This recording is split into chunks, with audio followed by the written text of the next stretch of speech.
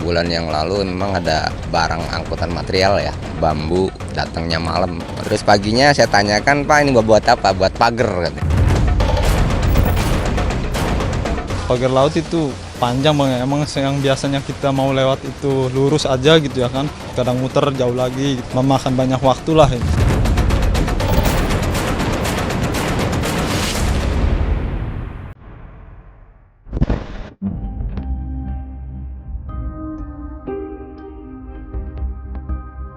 Ada pemandangan tak biasa tampak dari atas laut di wilayah perairan Kabupaten Tangerang, Banten. Bentangan panjang yang bak sebuah pagar tertancap di lautan melintang di 16 desa dan melewati 6 kecamatan. Ya, inilah pagar laut yang tengah viral dan menjadi perhatian nasional. Bentangan panjang ini adalah bambu-bambu yang terpancang kuat melintang sepanjang 30 km lebih. Potongan bambu yang tertancap di laut ini tingginya sekitar 6 meter dan dibuat berlapis-lapis. Munculnya pagar bambu membuat masyarakat terutama para nelayan menjerit. Hasil melaut para nelayan merosot tajam karena laju perahu mereka terhalang oleh pagar-pagar bambu yang membentang.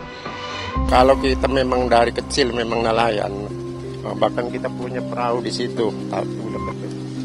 Nah, kita nelayan tradisional.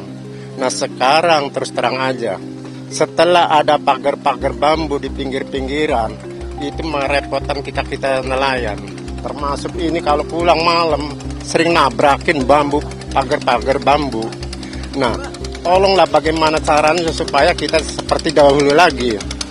Jangan sampai mengganggu aktivitas nelayan. Kita sering-sering kalau malam, apalagi sekarang cuaca lagi ekstrim, sering nabrakin itu, bahkan kipasnya sering pada patah. Tuh. Bahkan perahunya juga ada yang kena itu, udah segala macam lah pokoknya. Jadi setelah itu kita hasilnya yang nelayan tradisional mengurangi penghasilan terus terang ya. Kalau di laut itu memang musim-musiman, tapi paling enggak nih ya, paling enggak kita nelayan tradisional itu ya, kalau untuk sehari-hari mungkin lumayan lah. Lumayan ada 4 kilo 5 kilo. Nah sekarang boro-boro. Para nelayan berharap pagar-pagar itu tak ada lagi di laut tempat mereka menjaring rejeki. Mereka ingin kondisi laut di Kabupaten Tangerang kembali seperti dahulu. Harapannya sih ya ditertibin aja lah, biar kayak dulu sebelum ada pagar laut ini kan nelayan ngerasa tenang gitu, nggak terganggu gitulah.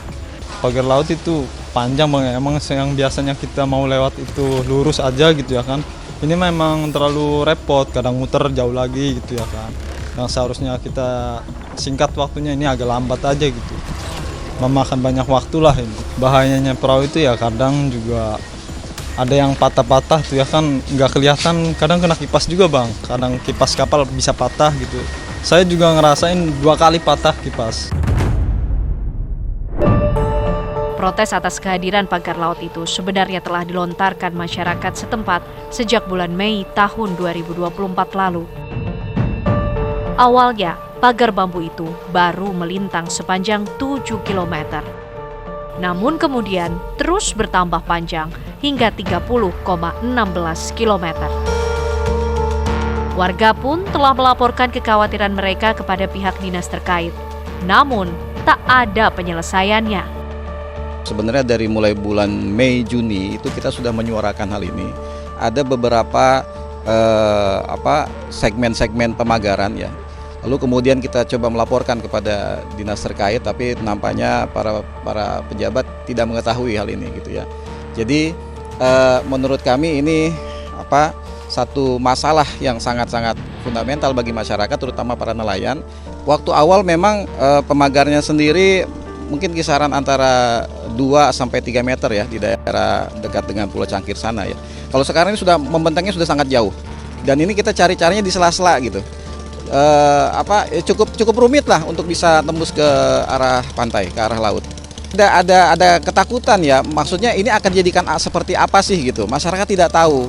Kalau ada sosialisasi mungkin akan dijadikan apa, nanti ke depannya seperti apa, nasib mereka ke depannya bagaimana, mungkin mereka tidak akan resah gitu. Karena ini mereka tidak tahu kok tiba-tiba ada pagar misterius seperti ini, mereka jadi resah. Warga juga mengaku selama ini tak bisa berbuat apa-apa. Warga merasa takut bersuara meski mereka dirugikan oleh hadirnya pagar-pagar bambu yang menjulang itu. Memang kita lokasinya tidak jauh dari tempat ini, desa-desu itu ada, tapi seperti yang dikatakan Bapak tadi bahwa masyarakat ketakutan, Pak. Jadi bisa mengeluh tapi tidak bisa bertindak apa-apa. Sehingga lapor ke pihak manapun ya percuma, kita orang kecil. Jadi oleh karenanya kita sangat berharap kepada pemerintahan pusat ya agar segera menindaklanjuti pagar-pagar ini, walaupun secara personal ketika melihat pemberitaan kemarin bahwa katanya dalam 20 hari tidak dicabut maka akan dicabut oleh pihak TNI, saya sih sedikit keberatan Pak, karena tidak sulit melacak siapa yang menancapkan bambu-bambu tersebut. Mestinya pihak yang menancapkan suruh nyabutin lagi, itu harapan kami sih. Keberadaan pagar bambu sepanjang puluhan kilometer yang terpancang di wilayah perairan Kabupaten Tangerang, Banten masih menjadi tanya. Lantas, apa langkah pemerintah daerah setempat untuk menuntaskan pagar laut misterius itu? Untuk pagar di tengah laut, saya sudah minta audit tata ruang. Jadi kita tunggu hasilnya. Nanti hasil audit tata ruang bagaimana, Kepala Dinas Kelautan Perikanan sudah saya tugaskan untuk berkoordinasi dengan kementerian juga dan juga mengecek seluruh proses yang dilakukan. Tapi yang utamanya kita tunggu hasil audit tata ruang. Sementara itu, Kementerian Kelautan dan Perikanan (KKP) telah melakukan penyegelan terhadap pagar tersebut karena diduga tidak memiliki izin yang sah. Langkah ini menunjukkan keseriusan pemerintah dalam menindak praktik ilegal yang merugikan masyarakat dan lingkungan. Pemagaran laut yang sudah viral ini, dan ternyata memang kami wawancara dengan beberapa nelayan mengganggu. Pagar tersebut kami cek di KKP tidak ada PKKPR-nya, jadi perizinannya tidak ada. Pemerintah dalam ini KKP hadir, negara hadir di laut ini untuk melakukan penyegelan pemagaran laut tersebut. Laut ini pemersatu bangsa, tidak boleh laut itu dipagar-pagar seperti itu. Akan kami tindak lanjuti prosesnya. Ya, ini sudah viral dan Pak Presiden sudah menginstruksikan.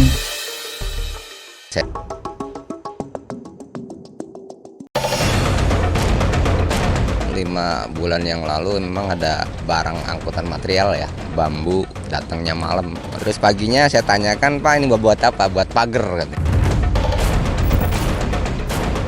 Pagar laut itu panjang banget, emang yang biasanya kita mau lewat itu lurus aja gitu ya kan, kadang muter jauh lagi, memakan banyak waktu lah.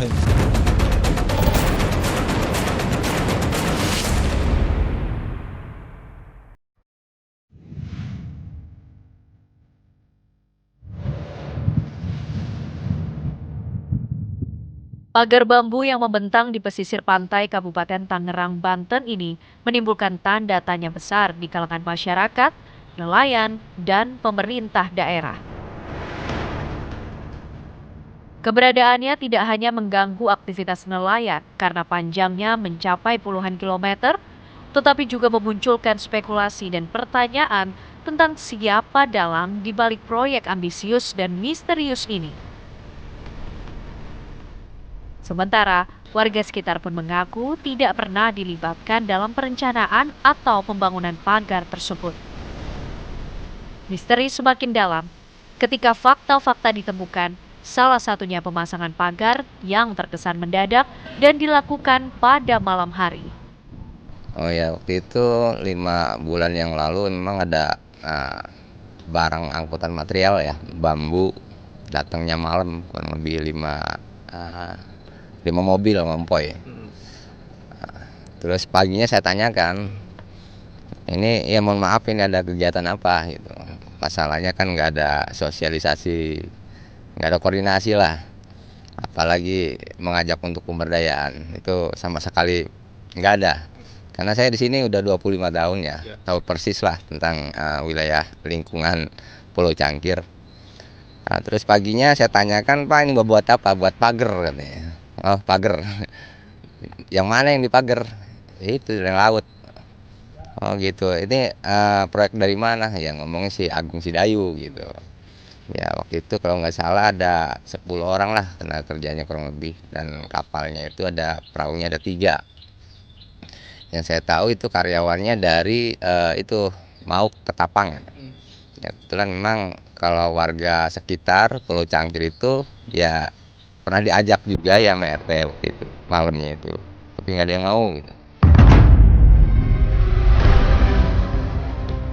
Ya, pagar yang menjulang di tengah laut ini awalnya disinyalir melibatkan pengembang properti besar, termasuk Pantai Indah Kapuk, PIK 2. Namun, pihak pengembang dengan tegas membantah keterlibatan mereka. Bantahan ini justru memunculkan babak baru dalam misteri ini, di mana sekelompok masyarakat yang menamakan diri Jaringan Rakyat Pantura tampil dan mengklaim bertanggung jawab atas pemasangan pagar tersebut. Kelompok masyarakat ini menyatakan bahwa pembangunan pagar laut ini merupakan inisiatif swadaya masyarakat pesisir. Mereka berdalih bahwa pagar tersebut berfungsi sebagai penahan abrasi dan perlindungan lingkungan. Menahan abrasi, dan yang kedua menahan pemecah gelombang juga. Dan di sisi lain juga keuntungan dan kemanfaatannya adalah buat masyarakat nelayan khususnya itu jadi penghasilan tambahan. Jadi di situ bisa habitat kerang hijau itu hidup, dan itu hasilnya sangat luar biasa. Sejak kapan Bang Nelayan ini inisiatif untuk pasang bambu di Dari dulu sebenarnya udah ada, cuma sekarang aja yang baru digubris ya. Dari dulu itu banyak nelayan-nelayan yang sudah pemasangan dengan melakukan hal-hal yang seperti itu. Udah biasa sebenarnya, ya. Berarti nggak ada. Ya. Berarti nggak ada sangkut pautan sama pembangunan. Oh tidak ada. Kami tidak mengkait-kaitkan. Kami tidak ngerti apa-apa lah. Namun, klaim ini diragukan oleh banyak pihak, terutama warga dan nelayan yang merasakan langsung dampak dari keberadaan pagar tersebut. Logika swadaya yang biasanya melibatkan partisipasi aktif masyarakat setempat seolah lenyap ditelan keganjilan proyek ini. Masyarakat pun mencium adanya sejumlah kejanggalan. Pagar misterius katanya ya, udah mulai rapat lah gitu. Udah mulai tebal. Kalau dulu nggak, cuma segaris. Sekarang udah beberapa garis, bahkan di kotak-kotak gitu kan. Jadi kita ketika lewat itu nggak bisa. Jadi kalau memang untuk budidaya kerang hijau itu ya polanya kan bukan seperti itu Bu. Aneh gitu kalau seperti itu. Baru saya lihat. Apakah itu program dari kementerian? Kalau memang dari kerang hijau seperti itu berarti kementerian bodoh, salah langkah. Berarti buang-buang uang negara. Kini, ada suara masyarakat yang merasa terpinggirkan dan tidak dilibatkan dalam pengambilan keputusan yang berdampak langsung pada kehidupan mereka. Misteri ini belum sepenuhnya terkuak. Proses investigasi dan penegakan hukum sangat dibutuhkan untuk memulihkan kepercayaan publik dan mencegah terulangnya kejadian serupa di masa mendatang.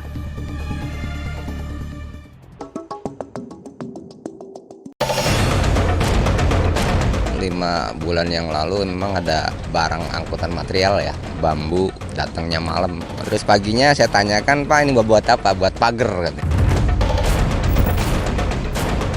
Pagar laut itu panjang Bang, emang yang biasanya kita mau lewat itu lurus aja gitu ya kan, kadang muter jauh lagi, memakan banyak waktu lah ini.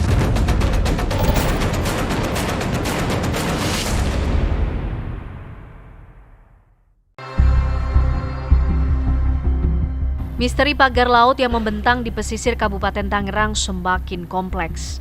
Bukan hanya menjadi misteri tentang siapa dalang sebenarnya, tetapi juga sumber masalah yang nyata bagi mata pencaharian masyarakat dan lingkungan.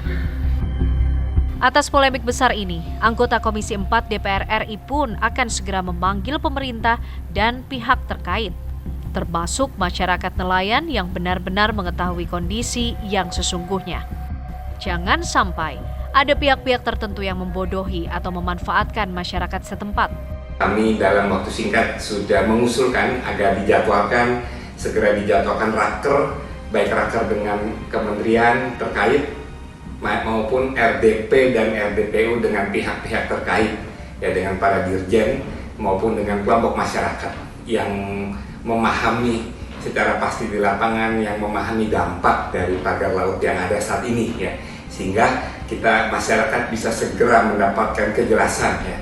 Sekarang ini banyak sekali simpang siur yang terjadi, termasuk informasi bahwa itu dilakukan swadaya oleh masyarakat nelayan. Bagi kami banyak keanehan-keanehan yang tidak masuk akal, karena nelayan jangankan untuk memasang pagar laut yang segitu mahal, karena untuk melaut membeli bahan bakar aja mereka sangat kesulitan saat ini.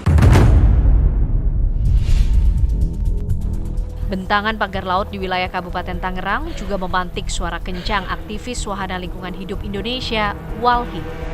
Menurut Walhi, saat ini dampak buruk keberadaan pagar bambu di laut itu memang belum terlihat. Namun, jika dibiarkan, sederet persoalan lingkungan mulai dari penumpukan sampah hingga terganggunya terumbu karang akan muncul di kemudian hari. Kemudian terhadap dampak lingkungan, memang dia belum terlihat begitu masif gitu ya. Tetapi yang menjadi penting itu adalah ketika dipasang pagar itu, dia akan menghalangi arus laut dan muara ini. Bisa jadi nanti di dalam pagar-pagar itu terjadi penumpukan sampah yang menghambat laju arus air, ya, baik dari laut ke muara atau sebaliknya. Nah, yang kedua, material yang digunakan untuk memasang pasir itu kan juga diantaranya bisa jadi akan menimbun terumbu karang yang ada. Maka ini kalau dia lambat bisa mati terumbu karang, karena dia juga makhluk hidup seperti kita juga. Walhi khawatir hadirnya pagar laut itu juga sebagai sinyal tak baik. Nah, satu lagi yang penting menjadi kebutuhan kita dalam konteks tata ruangnya ini, ya, nggak boleh kemudian DPRD itu atau pemerintah dengan gegabah menyusun tata ruang, karena pada hakikatnya tata ruang itu adalah memilih dan memisahkan mana tempat yang boleh dimanfaatkan dan mana tempat yang harus dilindungi. Ini contoh kawasan lindung sebetulnya. Jadi di Tangerang itu ada 1.500 hektar kawasan lindung, diantaranya mangrove-mangrove ini. Kalau kemudian ini diubah fungsinya, karena otomatis dia akan kemari, nggak mungkin ke tengah sana. Dari pagar itu menjoroknya akan kemari, ini akan jadi korban. Ya, maka ini akan menjadi persoalan baru buat Kabupaten Tangerang. Di tengah sekarang persoalan bencana lingkungan, banjir yang sering melanda, kemudian ini juga akan dialih fungsi lewat proyek-proyek reklamasi, walaupun belum ketahuan, ya. Karena itu kita mendesak pemerintah dalam hal ini segera merubuhkan pagar-pagar ini. Jangan nunggu 20 hari. Walhi khawatir ada upaya melakukan alih fungsi wilayah tepian laut dari kawasan lindung menjadi proyek-proyek besar yang merugikan lingkungan. Selain di perairan Tangerang, pagar laut misterius juga ditemukan membentang di kawasan Laut Tarumajaya, Kabupaten Bekasi, Jawa Barat. Pagar sepanjang 2 km yang membentang dari tepi pantai menuju laut ini sempat viral di media sosial. Keberadaan pagar laut dikeluhkan oleh para nelayan yang mengaku jumlah tangkapan ikannya menurun drastis sejak pagar itu dibangun 6 bulan lalu. Namun berbeda dengan pagar laut di Tangerang yang seperti tak bertuan. Polemik pagar laut di Bekasi ini mendapat jawaban dinas terkait, pemerintah daerah setempat.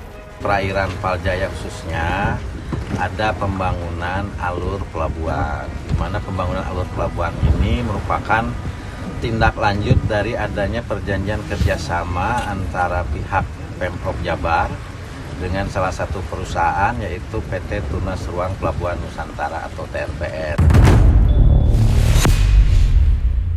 Kasus ini juga menjadi pengingat pentingnya partisipasi publik dan pengawasan yang ketat terhadap proyek-proyek pembangunan di wilayah pesisir. Keterlibatan masyarakat sangat penting untuk memastikan pembangunan berjalan sesuai dengan aturan dan tidak merugikan kepentingan publik dan lingkungan.